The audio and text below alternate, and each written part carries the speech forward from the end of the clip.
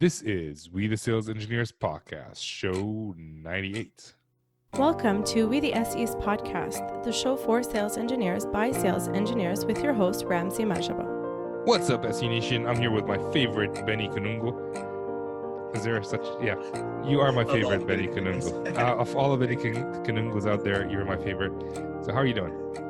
I'm doing well, thank you. It's bright and early on a Monday morning, on a family day morning, and here I am with you. How many times do we say that during the podcast? I'm sorry? How many times have we said that during the podcast? Oh, true. Twice? Yeah. It is, in case anyone's wondering, it is Monday morning, it is sunny, and I think Benny really wants to go outside. So we're going to leave this and keep this short. Today's interview is with Nathan Fierley, not spelled that way, but that's his name. And he works for a company that focuses on sales enablement. We talk about a lot of different things.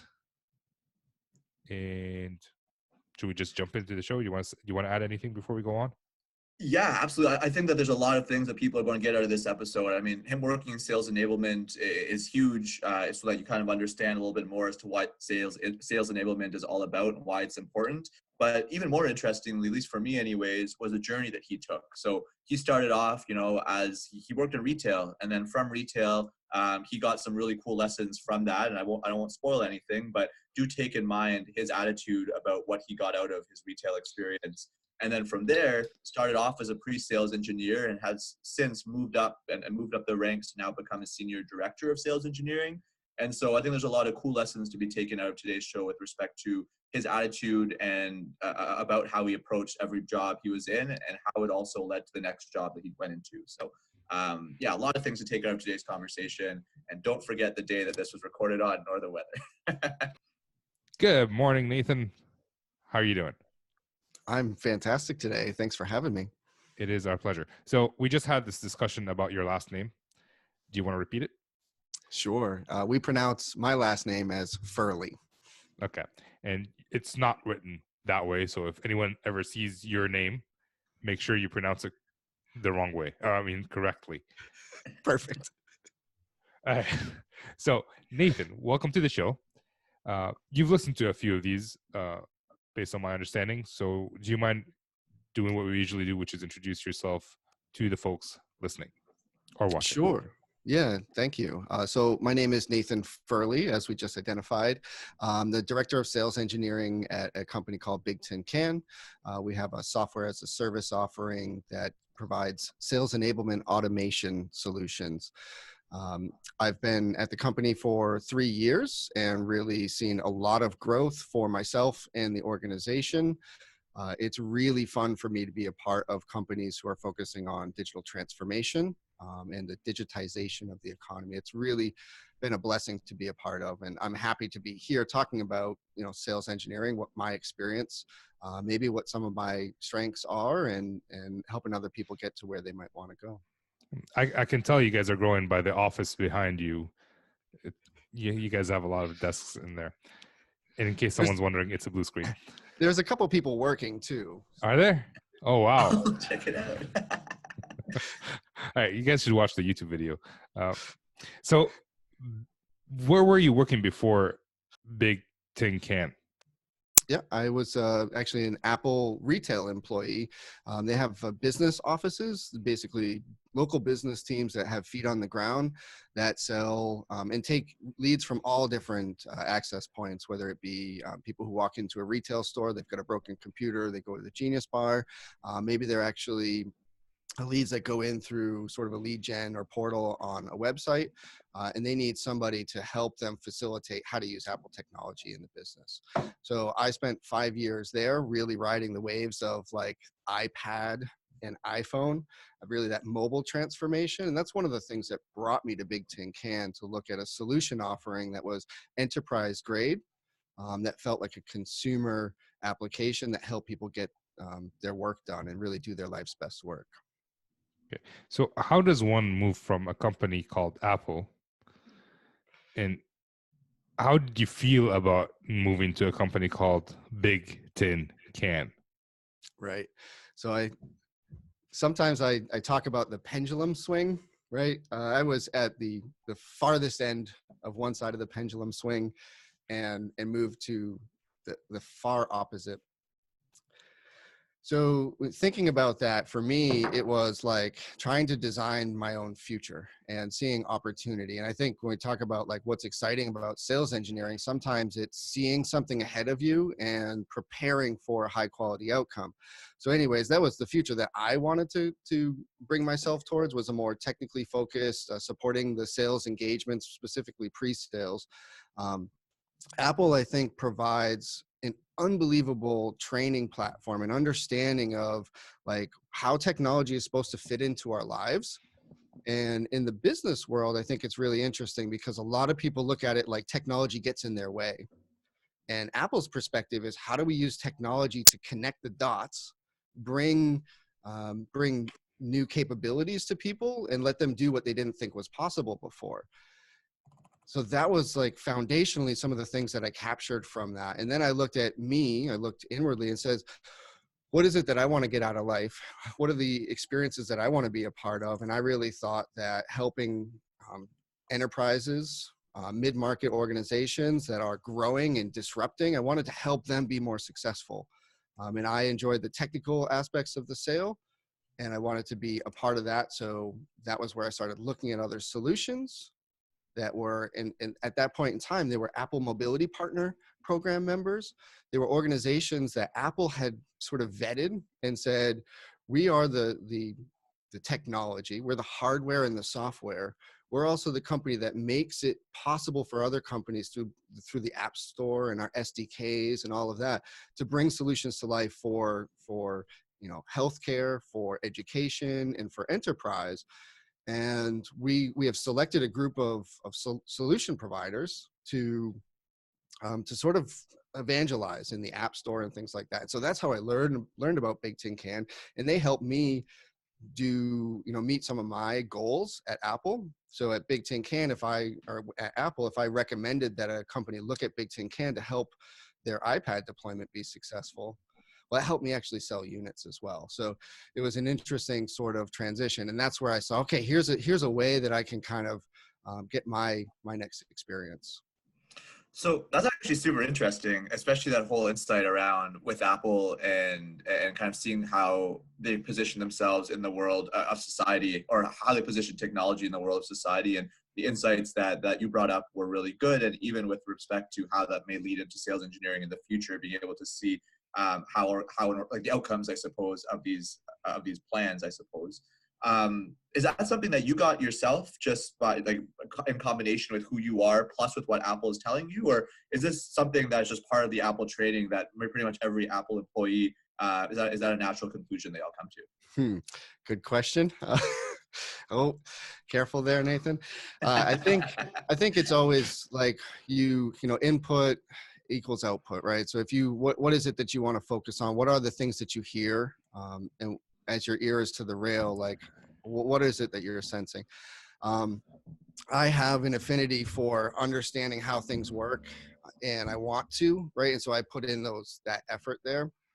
When for me it was like understanding like the Apple deployment programs, but not just the technical capabilities of them. It's like, what is the benefit to the business? What is the values that this brings to an audience that goes along this journey that Apple was proposing, right? So mobile application management, mobile device management, enterprise mobility standards. Those are the things that I keyed in on. Other people were more on the creative aspect of it. So I think what was really amazing about Apple is that they hired people from a strong and wide diversity, and they allowed people to become who they wanted to be through a series of access points. So there was tons of information, opportunity for them to learn and explore, whether it's, creating art on an iPad with some really cool stuff like an Apple Pencil and those types of things, or if it's in the business, enterprise, healthcare, or education space. So.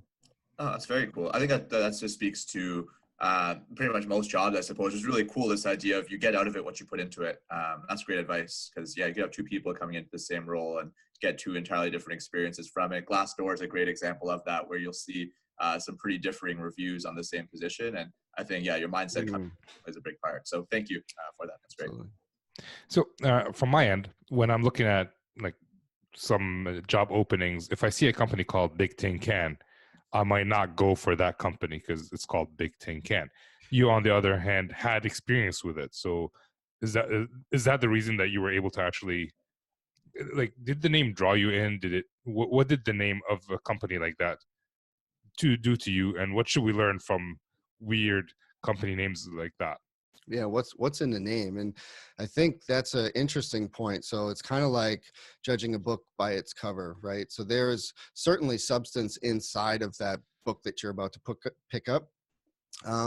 For me, I did understand some of the tenets that Bigtincan as a company was trying to solve, and that helped me.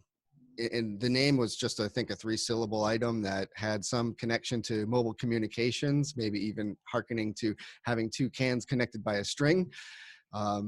What they actually do and the products that they offer, I was able to separate from that. And to be honest, it's just something that I've always, that's Bigtincan. That's who they are today, So, now, 3 years later. So does Bigtincan do? Now, they're not sponsoring the show, but I feel like if we understand a little bit about what they do, we can actually have the better conversation going forward. Sure. So Bigtincan is a sales enablement automation company. And like Gartner's definition of sales enablement is the activities, systems, processes, and information that support and promote knowledge-based sales interactions with client and prospects. Okay. So what Bigtincan does is we offer a series of products that help you execute on that strategy for your sales and service folks. So if people are overwhelmed by having an endless array of SharePoint folders and not knowing what content to use at the right time to better prepare themselves for an intelligent conversation with the prospect or client, or they just want to share some collateral with somebody, our products help them deliver those enriching experience forward, because buyers are more educated than they ever have been before. They're entering sort of deeper into the funnel with lots of knowledge about the products, services, and competitive landscape today. So basically, your customers are sales organizations. Is that Correct? so? All right. So my experience, I haven't sold to people who work in sales. I've sold to professional buyers or like techie people who want to use the product. So I'm trying to figure out in my head, is it harder? Is it easier? How different is it to sell to a team that knows all the tips, the tricks of selling? Like, they know how, like, oh, we're being pressured, or we are going to wait till the end of the quarter to put in an order so we can get a bigger discount. How do you work with that? Well, some of those items are like, how do you, from an outcome standpoint, the positive business outcomes, we're looking to like increase upsell, increase cross sell. So it's more than just increase the volume of orders. It's maximize each transaction, so to speak. What's interesting about our products is that it can be used and gets sort of mind share from a lot of different stakeholders in the business. Ultimately, sales is the end user. A lot of the times it's marketing, like the CMO owns a ton of the tech budget today. There may be actually a sales enablement function in the business today who has their own budget as well. When we start to show some of the capabilities, and I think this is true of all of our competitors, it gets people's minds thinking about how it can fit into the sales tool set that already exists today, and how it can enhance the investment in CRM or the digital asset management investments and things like that. So what I've noticed is that there's sometimes there's challenges where the cycle will elongate because you get people who are coming into the sales conversation and sort of inserting new requirements, new functional needs, new technical stakeholders. And that's why for us, it's fun. For me, it's fun as a sales engineer because I can pass in and out of these engagements, sometimes multiple times through a deal cycle. So our structure is maybe a little bit different than some of the technical sales SE structures. But that's some of the things that happen to us, right? So there's a decided factor that we need a sales enablement tool to help our sales folks be successful. We're going to evaluate a lot of different offerings, and this can range from just learning and readiness tools to sort of finished sales assets that might be distributed, or it just might be cadence tools. There's a lot of different variants in the sales enablement space from a solution offering. So that's fair. Did you ever consider the world of sales enablement to be a place to go into? How did Bigtincan get onto your radar as a place to start working? Obviously, you've established yourself quite well over there. I recognize that Apple was doing this quite well internally, right? And so I recognize that one of the reasons that its salespeople were so confident in their range of motion was because they were being enabled properly, that there was functional people in the business that were saying, these are the areas of opportunity, and here's a solution offering that's going to help them bridge that gap from a knowledge or effectiveness standpoint.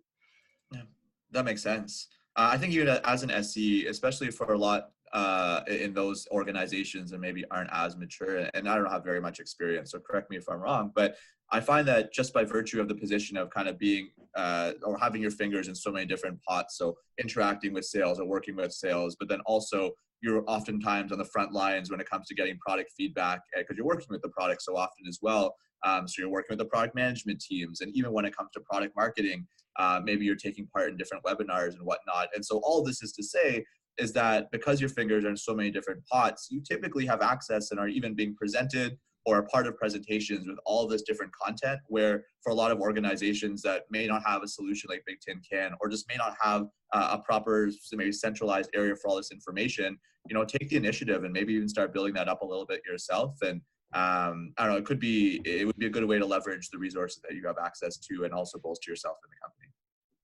Absolutely. So in my experience, so just to review what you said earlier, basically there aren't that many differences between selling to a sales team or a marketing team versus selling to other people. You're going to run into the same challenges that I see selling to engineers. But also from a sales enablement perspective, we do have a sales enablement team as part of our company. They have SharePoints. You mentioned like a vast array of SharePoints. We have that in abundance. How do you compete against a team or a company that may not want to spend money or doesn't know the value and already has its own internal tools or teams? Yeah, that's an interesting question. So when it comes down to it, you recognize this, that enablement is happening in one way or another. Like maybe it's just not labeled as such, right? But there's already these practices in place, and where we come in is our people who look at our solution are usually some that are prioritizing digital transformation, right? And so there are organizations that would benefit from us that just don't prioritize it, right, or from a solution that we offer. When it comes down to it, a big part of it is getting employees ramped quicker, right? So there's positive business outcomes there. It's employee retention, because people will actually evaluate the technology tool set that's available to them. And how do you compete against the build or buy question is another one that will come up often. And I think that is an interesting one, because we actually answer that by providing a solution that can be built upon. That's our answer there, is like, we'll leverage your existing investments. So we're not going to replace everything, but we're going to be a layer on top of it that your sales users will interact with. We're not going to be disruptive to your other practices. We're not going to replace people. We are just going to sort of supplement that with a new solution. More and more companies are prioritizing this, and that's that space that we live in. Yeah, sounds pretty much familiar. We have the same situation where we have the option to either replace everything you got today with something else, or just build upon what you have and supplement that. And that seems to work a lot easier than, change the way you do things today to fit us versus us fitting with them. I guess it Go Sorry, ahead, Benny. if you don't mind, it also kind of speaks almost to the knowledge economy that we work with. I feel nowadays, where like we're not just hired to like put a screw on an assembly line anymore. Or in often cases, when people are working with these SaaS solutions and whatnot, they're doing a little bit more than that. And so the positioning things to say that, hey, like even if this is maybe replacing like one part of your job, if it even is at all, it's going to allow them to do so much more beyond that as well. And so maybe appealing to making one's internal resources more valuable to the company by virtue of having the solution in place is something that I guess I found to be pretty common across, just what you're saying now. And then with our solution, I guess one of the big benefits is this idea of we'll maintain everything for you. We'll keep track of, say, regulatory updates for you so that you could kind of do more high value activities of your own. So, and I'm sure, Rams, in your situation as well, when you're coming in to maybe replace or to take over something that maybe somebody's already doing internally, that person internally hopefully isn't being pushed out the door, but rather is now being pushed up to a different position where they can now leverage your solution. So it's kind of cool to see those parallels. Yeah. Well, from my experience, even if we come in with our own solution, it still needs to be managed somehow. Like Right. even if you have a third party doing a lot of the work, someone has to tell that third party that something happened here. We need help. So we're not taking over any jobs, but we are making it easier for them. So instead of the team hiring 5 software engineers to develop a tool that like it's not their core proficiency or core genius. Like, for me, I work with networking companies, so SaaS is not really their bread and butter, especially if like a support engineering team wants to hire software developers to create a portal for them and then maintain it. It's not what they do. Right? Who's going to manage those software engineers? No one is an expert in software to tell them, yes, you can do it. No, you can't.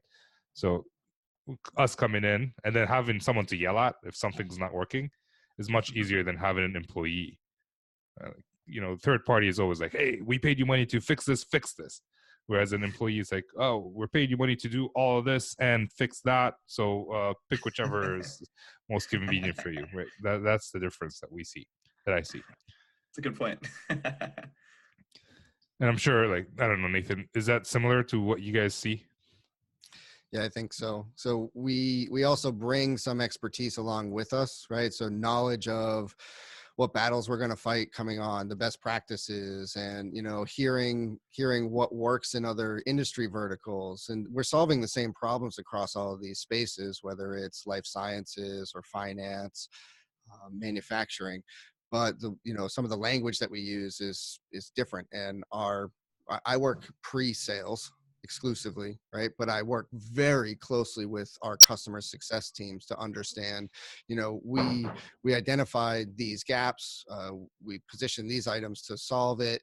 How did it work on, we're doing evaluations, we're doing system hygiene and a lot of that. So there's a lot of collaboration that happens with my team, even post-sale. So I think it's a very good talking point. Yeah. And you mentioned like you're still doing some of this stuff. You're a director who is actually still hands-on with a lot of customers. Does that sound about right? Absolutely. How do you manage that? Like you're a player coach, basically. Yeah, absolutely. So how do I manage it? It's sometimes it's kind of whack-a-mole, right? So these items that are popping up periodically, it's constant prioritization. It's a lot of fun for me because it provides so much perspective on what I envision for the complete individual contributors, right? So I'm balancing daily, weekly, monthly priorities, and it's really just about developing systems to make sure that we continue to scale at the rate of the business velocity that we're in right now. What was that like, actually? So you started off, a few years ago as a pre-sales engineer at Bigtincan, and now as you're senior director of sales engineering. What was kind of that climb up the ladder like, maybe from the perspective of a pre-sales engineer all the way up to where you are now? Do you mind maybe walking us through that journey a little bit?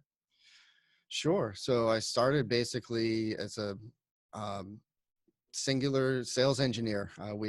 The company had somebody who wanted to do more post-sale focused work, And so I came on board, and once I was ramped, I was basically myself and a VP titled that were doing daily sales engineering tasks for a very small team globally. So, supporting 10 account reps, basically kind of going at their life's best work. It was a lot of fun in that first 12 months, doing a lot of demo preparation, a lot of demos, and just immersing myself in every aspect of the product, our teams here, and understanding as much as I could, the pain that our customers were going through and how we could bring that to life, solve that. So then it was really just a recognition of, being a doer, being somebody who is on the front lines and managing building process, building, help documentation, building setup guides, writing these things, collaborating with other teams. Sort of, it was naturally at a point where it was just too much work, for an individual to manage that. Some other formalities in the business allowed my boss to start to oversee other divisions as well. So take on even sort of more of a leadership role as we build out our org chart. And that granted me the ability to kind of take on some people underneath me. This was really something fun for me because now I start to sort of zoom out the lens a little bit and take a look at what made me successful, what made my peers successful, sort of peel back sort of the reverse pipeline review, take a look at some of the stallers and blockers, and build solutions internally to make those disappear in the future. So now we're at a point where we're actually aligning sales engineers with our industry teams, and we've essentially been doing 40% year-over-year growth in revenue, and our sales engineering team is being built out to support all of our industry team focuses, and that's been a lot of fun for me to build out the team so we have global scale, even though most of our revenue does come out of the US here. So What did you prepare to, like, we were talking to a SE leader last week, Friday, and she mentioned that she kind of had to switch her mentality from being an SE to being an SE leader. You're still doing both. How did you prepare to lead a team of SEs, and what is it you're looking for in SEs to make your job easier? Yeah, absolutely. So for me, a lot of it is and again, we're not a technical sale, right? So this solution is not, it has a lot of demonstrations, a lot of end user technologies and things like that. The biggest thing that I'm looking for is attitude, for someone who is going to be willing to learn new concepts quickly and make them translatable. So how do I figure that out in a short period of time when I'm hiring people? That's been a challenge. There's a series of skill sets that I am looking for. And so that's comfortability with mobile technologies. And that's not just I own an iPad, right? It's how would a business manage and secure these at scale? Because our prospective client is heavily mobile, right? So you do need to have that background. And having a real concept of the sales methodologies and process, because our company does sell to sales teams, and so if you're unfamiliar with what it's like to be a salesperson, that can present a really big challenge. So my most important question right now is, does it have to be an iPad? I've said iPad a lot here, right? So no, for us, no, it does not. We actually put our tool where your people are. So whether it's in your email client, whether it's in your CRM, so I'll talk more agnostically here about technologies, on your mobile device, and we do promote an online offline experience so that you're never without that technology. So if you have native mobile clients, or maybe you're on your Windows 10 device, we're pushing that content to you to have access anytime. And you haven't said iPad many. I think you just said it once, and I'm kind of bugging you on it. So Thanks for that. It's my pleasure. So we are in sales, right? And your company works with salespeople. And this is not a sponsored segment or anything, but I really want to understand, why should people have sales enablement teams or a process or any of those things that you guys offer? It's picking up where your sales training and onboarding kind of left off. Most there is one. organizations, if there is one, right? And Yep. so it's a massive gap. And it is, you look at how much it costs when you lose a salesperson. There's some staggering numbers. I'm not going to, it would be an error if I just spit something out, but it's a significant number that if you lose a salesperson that has been ramped up, to replace them is very, very expensive. So the concept of everboarding or onboarding itself, and employee retention, I believe, are some very, very important reasons why sales enablement is something that businesses must focus on today. And the also, we see some staggering facts on lack of adoption and engagement in other big investments in technology such as CRM. So one of the things that sales enablement can do is it can put the right information into technologies like CRM, because and show you the value of your content creation process. A lot of companies, they create this wonderful content, it never gets used, and the use of it by your sales folks never makes it into things like CRM. Sales enablement automation is really connecting those dots to the enterprise technology stack. You mentioned the term, which I've never heard before, everboarding. How can a team, like everboarding, I'm assuming, because I'm that smart, it means like trying to onboard a salesperson who will stay with you forever, basically. How can a team make sure that the salesperson, because salespeople turn over quite a bit, from my understanding, how can a sales team ensure that salespeople stay with them, if not forever, for a long time? Yeah. So my definition, I don't know if this isn't an industry thing or not, but my definition is a continuous learning experience. So a lot of organizations are rapidly introducing or rebranding products and technologies and things like that. Everboarding is about taking tenured folks who maybe the learning and onboarding programs changed 20 times since they came on board, and reintroducing those core knowledge experiences to those people. It's also, you talked about the knowledge economy, Benny, and today we're competing with knowledge at all times of day. It's small snippets of information. I want to learn about something, I just jump on YouTube, right? So everboarding is about giving, small bite-sized chunks of information or knowledge checks. There's another staggering stat that's like 87% of training is forgotten within 30 days if not utilized. Right? Think about that. We flew everybody out to this training experience. It cost a lot of money. We put a lot of money into the training program, and then it was forgotten. So the ability to come back to an application, take a quick knowledge check to validate, hey, I remember this. I'm going to go into a conversation with a prospect later on. I want to make sure that I've got my I's dotted and T's crossed. That's the concept of everboarding, sort of as I explain it. Nice. Great. So actually, quick question. I mean, as now, in a more senior position, obviously the impact of sales enablement is quite felt across an organization, I'd imagine, especially as time goes on. You did mention that you had a particular focus on the pre-sales side, but as your career at Bigtincan rather has gone on, have you maintained a relationship with those customers that you maybe first started working with, or have you almost got that validation from them directly to say, hey, check out all these things that have happened, and how have you maintained those relationships with them? Yeah, I love that, because I'm kind of That's a good question. I'm kind of, you can say it there because it was a good question. That was a very good question. The hair's raising here on my arms. It's one of the fun parts about my journey here is that Bigtincan has grown through acquisition. So we've recognized that we could do more, which has been exciting for me because that means I get to learn more. So we've acquired some technologies that allow us to do things like video coaching and virtual role plays and things like that. And so one, I get to learn about those. And then I also get to take those ideas and I get to bring them to existing clients. So that's how I get re-engaged with clients that maybe I helped close a few years back. And I say, here's some new things that we weren't doing then that we are doing now.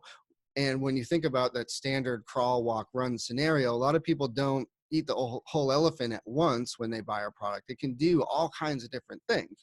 And so as they're turning these features on to their users, we'll get some information, some feedback through our customer success team. They'll come to us. We'll look at new opportunities to expand into that. And that might just be upselling user licenses. or it might be in feature set as well.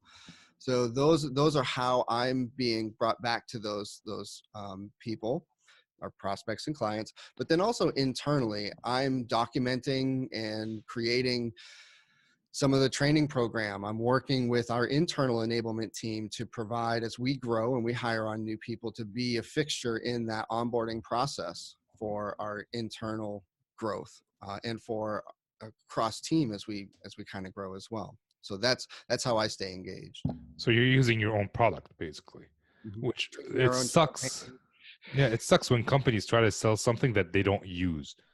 Like a former company of mine, basically, they had two different departments, and we're trying to sell product B to customers to automate their testing, but we don't use it to automate testing on our other products. I'm like, if we can't even use our own product, how are we going to sell it to customers? Like, how can we even share a story that says, yes, this will work because we try it in our own lab? So that's great that you use your own product. Would make sense. Be your own best case study. Yeah. So delineation between customer success and support. Customer success doesn't take over account and upsells. It just maintains the current product that they're using and bring you in if there's an opportunity to upsell. It's the standard. Yeah. There's, Okay. All right. Cool. Well, I think it's time to move on to the not so fire round. You ready for talking about some of the same stuff we talk with other people? I'm always ready. Let's do it. Awesome. Benny, you take the first one. All right, and I have the questions in front of me, so this can be seamless. So what's one thing that you love about being, well, I suppose you could maybe take your pick. What do you love about being a director of sales engineering? What do you love about pre-sales? Take your pick, and what do you love about it? Yeah, whether it's, and this applies to both, it's helping people get more out of themselves than they thought possible. That's, I think, one of the things that's exciting about the sales enablement space. And I think that's one of the exciting things about being a leader and a manager, right? Is identifying some great people and prospects, great opportunities, and then connecting the dots to help them just, absolutely hit it out of the park.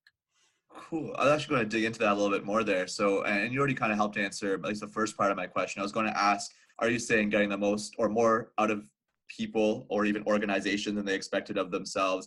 First off, I thought maybe from an organizational perspective via sales enablement, but from a people perspective, that's obviously more applicable or more more interesting, I guess, because it applies to everybody. On the, not to say sales enablement isn't obviously interesting, but how do you find you've done that? How do you find you're able to get the most out of people that you're working with? Yeah, it's interesting. So it's case by case, right? So I try to do an evaluation. We do use a tool that provides like a profile for people, right? So you can see their self-identify, where they think they excel, and then their self-perception, right? And you start to take a look at that and then say, as we use MBOs here at my company. And so I will say, okay, so set some self goals, and then I will set a couple goals, and then we'll measure our progress to achievement on them, and then see what's possible, right? So whether it's a strategic objective or OKR, or MBO, I think those are some of the ways. For me, it's always about, planning, patience, and perseverance towards those goals. And I do that even with customers too. Like, hey, let's prioritize. I know you have this laundry list of 30 different items that are requirements. Let's do, a trial acceptance scenario. Let's pick 5 of those. Let's go through this with 20 users for 45 days. And then let's, pull some results back and then iterate from there. So that's kind of how I approach that with people and processes.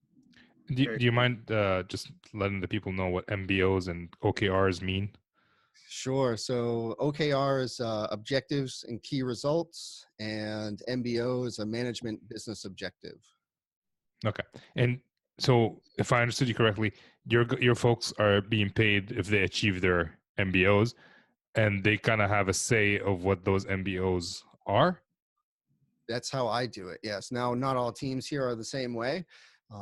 Sometimes it's just a manager writes down these items and say, if you complete these quarterly, we do it quarterly. What I do is I ask for input from the individual contributors, and then I will sort of review them, maybe change a little bit of the language, pivot them towards our business, bigger business objectives. But absolutely. How do you stop SEs from focusing on or having their MBO as do one demo? Nobody's done that yet, and we've been through quite a few. I would have tried it on the first day, man. And that would be great, because like testing the limits, I mean, that would be part of it. Like, where is the line in the sand here? Yeah. All right. So second question. What is the one thing you would change about your job today? I would want to look a bit more strategically about the systems and processes that we have in place. So an example of that, one would be like reduction of email. We grew from a very small company that was basically felt like a family, very small, into something that's quite a bit larger, right? So continuous evaluation of our systems and processes and how we engage our partners and peers internally. So one thing that I recognize as an opportunity, so if we look at reduction of email, there was a lot of tasks being delivered to people just through an email. Emails Okay. challenging to manage, right? So I put together a Jira Kanban board for our team. Like our core engineering team, of course, uses Jira for ticket management, product development, and all that stuff. So I made basically a simple to-do, doing, done board in Jira to help as my team grows, right? So that we could see what work's being done. We could collaborate and pick up where somebody else might be buried in demos or RFP response this week. They can pick up on some tasks a little bit differently. So. Nice. That makes sense. Yeah, I feel like that's something that probably can be taken on by a lot of organizations around the world. Is how do we minimize emails? I know that for me, I use it as kind of a selling point during demos, but my inbox, or at least the number of unread emails, pops up during some of my demos because email is a part of it. And I think I'm close to 12,000. I think I'm at like 11,900 something. And to minimize that number, obviously for those not looking to hit the next target is obviously a good thing. You have 11,000 unread emails in your inbox? Just in one of them, in one of the folders I have there. Yeah, I mean, like you say, you don't have to read everything. Sometimes the information you need is just in the subject line. Sometimes it's just a task or something where you could just like get the sense of it based upon context or whatever it is. So sometimes it's just, company-wide like intercommunications or intra-communications. We just got an intranet, so hopefully that gets minimized a bit. But a lot of these things that come via email are just noise in many respects. And so to minimize that and to not let things slip under the cracks rather would be good. Okay. Yeah, I have filters. So whatever spam there is just goes into filters. My inbox is what I need to read. So I have a zero. Zero. Yeah. There's two types of people in the world, I think. Well, no, like I'm the kind of people who doesn't like to read emails. So I read emails maybe a couple of times a day. But I have like we have like tech talks, which if someone has a question about a specific product, they send it on that like email list that goes into a folder that I may or may not look at. So I filter out a lot of the things automatically. But that's like having to read less emails is a good thing. Agreed. All right. Think you're taking this one. Yes, sir. Yeah. Question number 3. So, in your time, obviously you've done a lot, you've seen a lot. What types of books or resources would you recommend every SE or every budding SE to read or just get involved with? I would like to extend that to tools as well, like any other tools that you would see. So one is at your organization, take a look at what technology you're being asked to use, and then just go and learn about that technology, right? So whether you use Slack, a lot of people just, they jump into Slack and they just start, send in messages like wild, right? Go to the Slack website, go to YouTube and search for Slack best practices, right? These just very simple things, like what are the technologies that your business is asking you to use, and become, proficient and really an expert in those tools. Outside of that, shout out to the forums that we, the sales engineers, has put out. I mean, that's really, really cool to have a place where like-minded people can come and talk about their challenges, how they've solved them, and just you feel comfortable just navigating through those forum threads. So kudos to you for doing that. Thank you.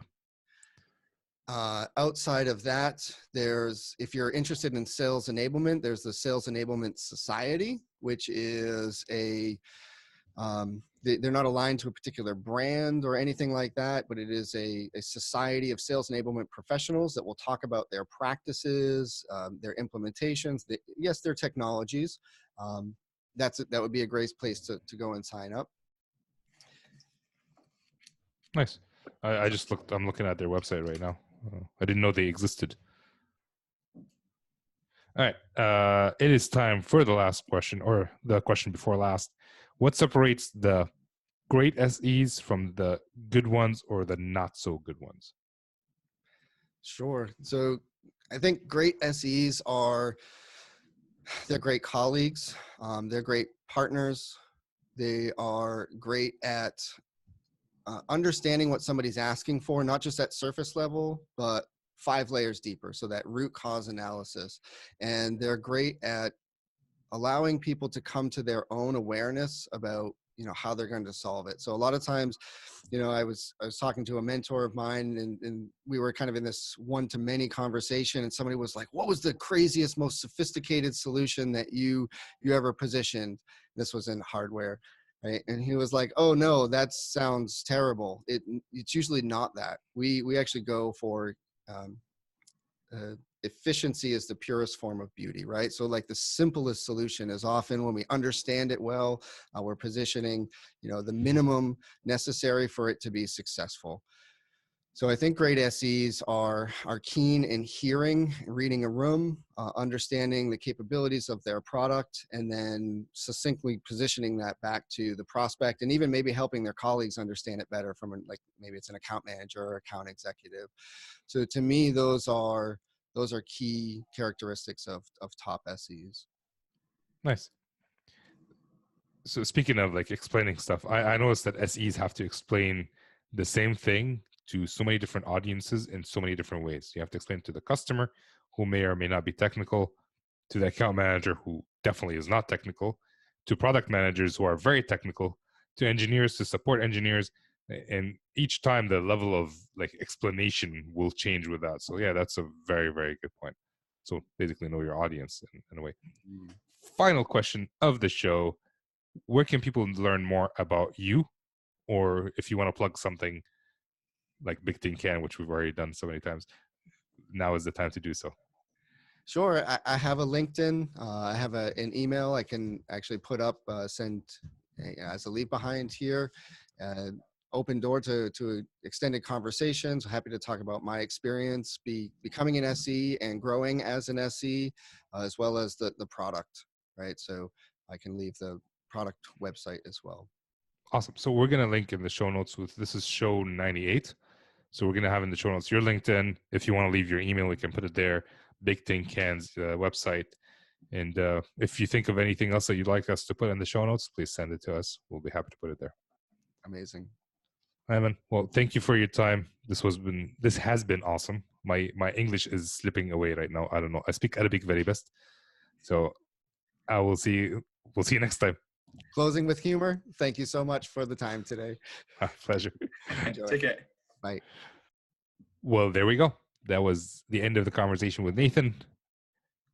I usually ask you that. How did you feel about this conversation?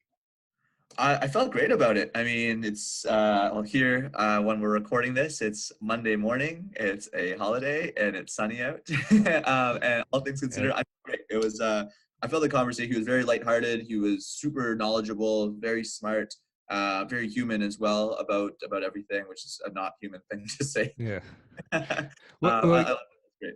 So you brought up something like Nathan was coughing during the show, but you mentioned like your Alt A game is on point using Zoom, and that's something that he mentioned earlier. Like, make sure you know the technology that you're using, and he's so proficient at it. Like I could see him coughing, but like the noise is not coming out. It just weirded me out. But he was so on point that he knows how to use the technology. And as SEs, we're going to be using a lot of different technologies, and that's not the point of the show. But it's just something that I noticed him doing. And you noticed, and you called him out after, not called him out, like you gave him props after we stopped the recording. So yeah, as SEs, just little things like that can make a big difference. So at least it saves us a lot of time editing the video too. Right? Absolutely right. But you're totally, like, to your point though about what he said about knowing the technology stack you're working with. I mean, I think that's actually really good advice. I mean, for me personally, anyways, I can't speak for others, but I know that I never, like, I take for granted what I have available to me, and I know what my normal use of that function or what my normal use of that tool may be, and most of the times just limit myself to that. But to educate yourself to what the other things that solution is capable of is such a good thing, because like as a sales engineer, you're typically regarded as a technical expert, I think, at any given organization. And so to be able to then also know not only about your solution, but then also about how do I, like, throw in a GIF really easily, or GIF, depending on what camp you live in there, into Slack, or like how do I snooze things, or how do I set reminders to, like, come up at a certain schedule. People then look to you for those other peripheral tools as well, which maybe for the IT professional can be a curse when other people start looking for you to fix things outside of your job. But all of this is to say is that you just become that trusted expert and advisor, which just bolsters yourself professionally. So I thought that was really cool advice. Yeah, like for a simple example is when we do WebExes with customers, sometimes we need to control their computer to show them how to do something on their own devices. And if you can't figure out, almost every single time where we ask a customer, can you share your screen? The response is 90% of the time is, how do I do that? And I have to explain to them, like, hey, this is where you go, whatever. If you don't know how to do that, then the whole meeting is useless. And it's a simple thing. And I'm not affiliated with WebEx. I use Zoom for, like, these recordings. So just being able to know the technology, and I can't believe this is what we're focusing on about from the entire podcast, but just being able to use the technology to help customers out is beneficial. But like we talked about a lot of different things, like especially being a player coach, working for a company that sells to salespeople and marketing people who are experts in selling. So in my mind, I imagine, like, if I go to buy a car, and it's happened a few times since I've been in sales as a sales engineer, my attitude's changed completely from being like someone who's not in sales to someone in sales. So I would assume people who are buying also stuff as sales engineers or salespeople from other companies would have that same attitude. I don't know. Have you had to buy anything since you become a sales engineer?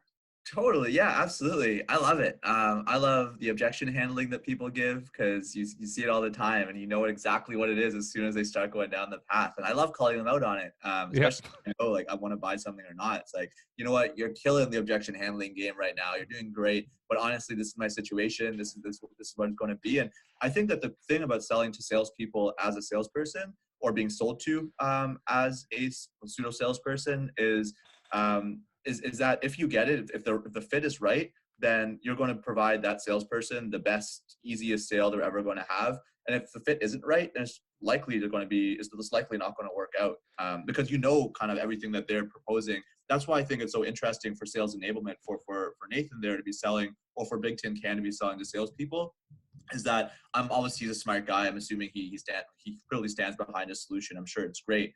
When you have a great solution like that, you know exactly what it is that these salespeople want, and Yep. they know what they want. And I would imagine it even makes for arguably an easier sales cycle when they know what's up. At least in my world, it's like that. When people know what they want, even the salesy type of people, they get it, and they get it. Well, the way I see it is also you actually have to provide value. You can't depend on trickery, so you have to be honest, really honest about what you do. So Absolutely. yeah, that was a show. We're on show 98. So wetheSalesEngineers.com/show 98 for all the show notes. Again, if you haven't left an iTunes review or a Stitcher review or wherever review, please do so. This does help the website. All these videos now, like, we're doing the recording, so you're listening to this probably. You can also watch it on YouTube. Leave a comment there if you want. We can start a conversation, and that's it. Yep. So to that point, also with the videos, you don't have to worry about watching an hour-long video. We're actually going to timestamp where it is particular points the conversation take place. So, while the podcast and the show notes kind of present everything to you in a very digestible way, so will the YouTube video. So do check that out if you like that. perfect. Thanks, Benny, for that. So this is Ramsey for Benny, and we're signing off.